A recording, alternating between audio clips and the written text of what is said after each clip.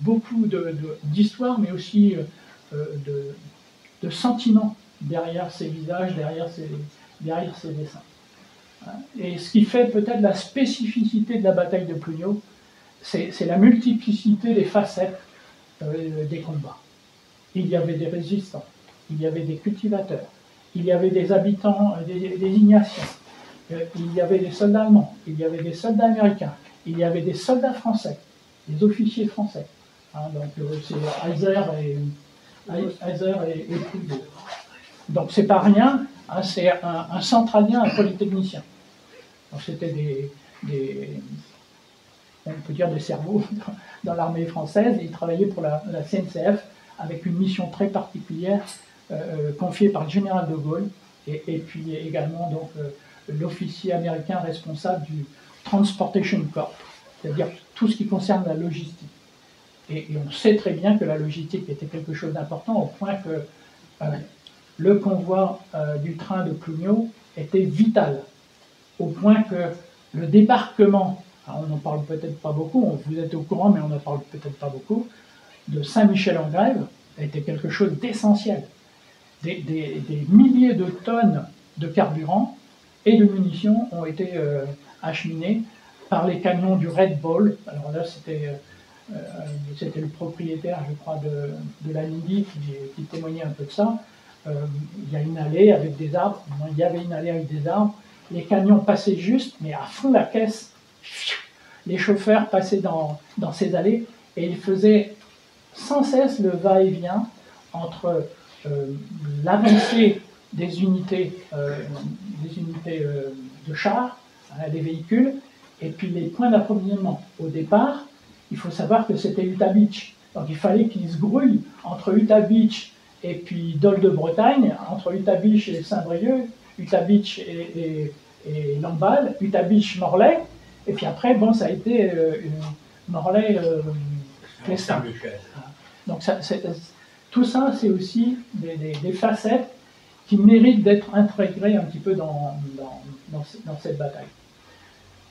Qu'est-ce que je peux dire d'autre? Il y a eu l'avant-bataille. L'avant-bataille, ce sont des résistants. Alors on en connaît,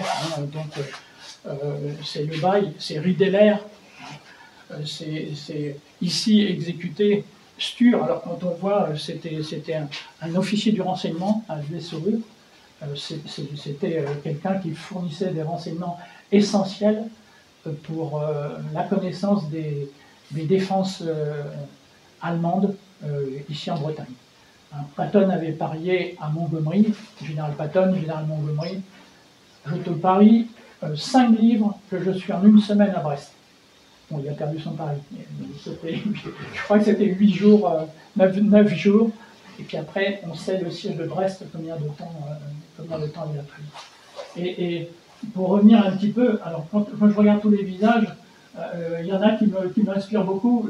Peut-être certains d'entre vous se rappellent de Kerlapipe.